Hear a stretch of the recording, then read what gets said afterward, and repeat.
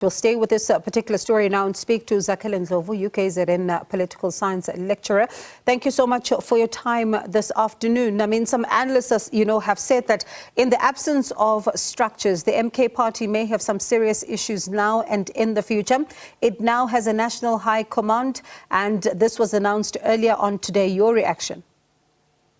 Yeah, okay. So first of all, I think that the MK party made a big mistake to contest elections without establishing structures and making sure that the party is well organized.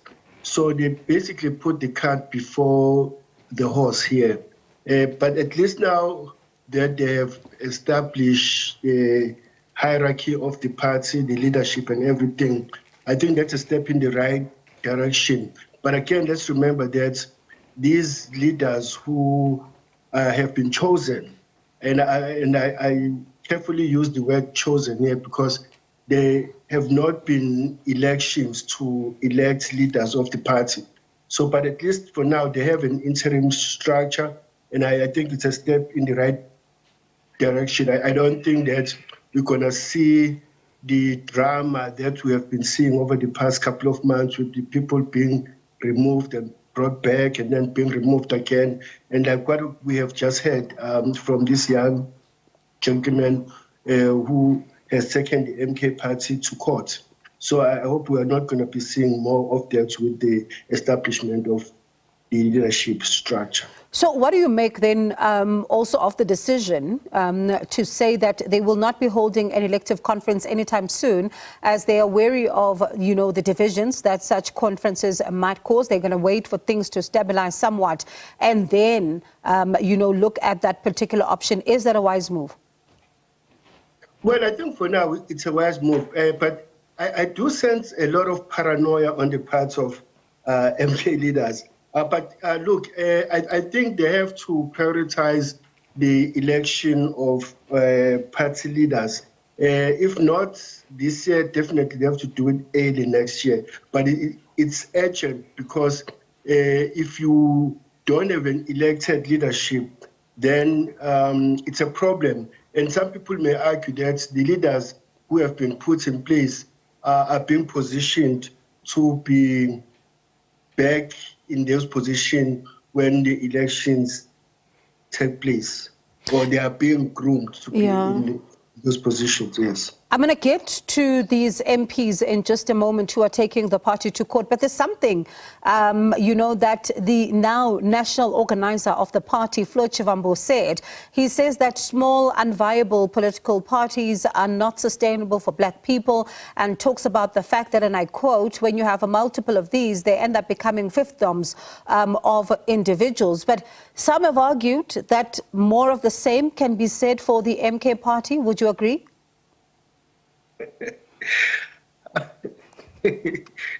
You're putting me on the spot. Well, I have to ask that question because, he says he's not referring to his former political home, but he made this statement. And some have said that the MK party is synonymous with former President Jacob Zuma. So he, I don't know. What are you reading into all of this? Look, the FF, let's not make bones about it. The FF is synonymous with Malem. And similarly, if you look at MK, you could make an argument that it is synonymous with former President Jacob Zuma. Look, the MK party was formed in less than a year. They managed to become the third largest party.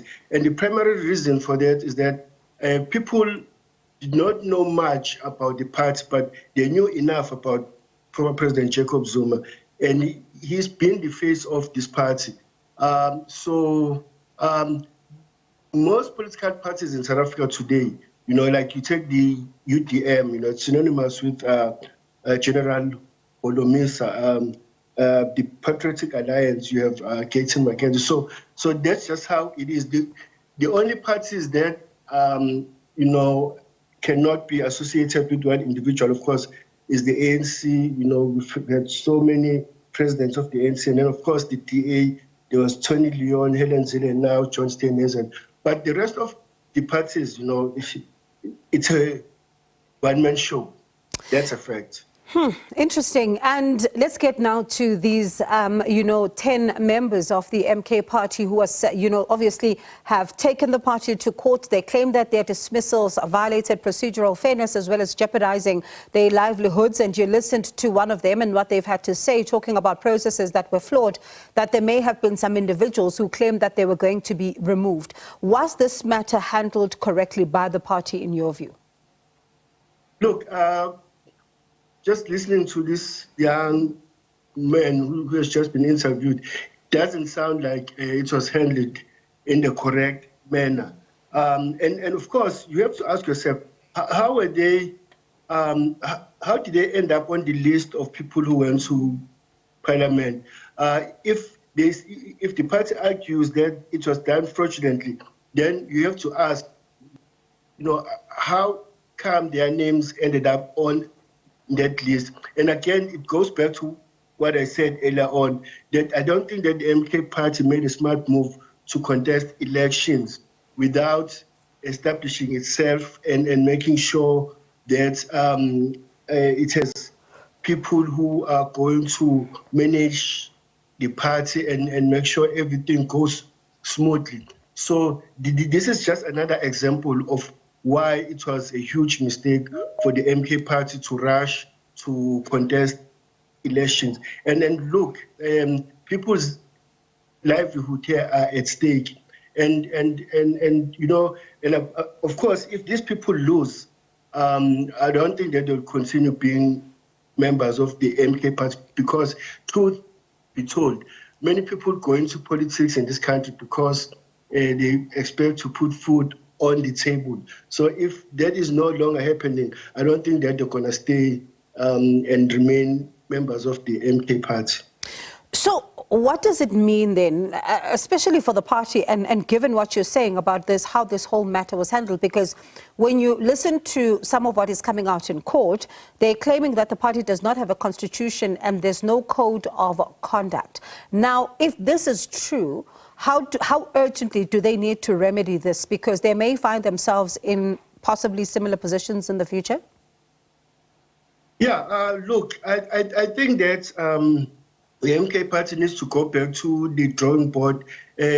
My suggestion would be, I think they should reinstate these people, because I don't see the courts finding in favor of the MK party. I think the court is most likely to find in favor of the people who have taken the party to court, just because my sense is that I don't think that procedure was followed.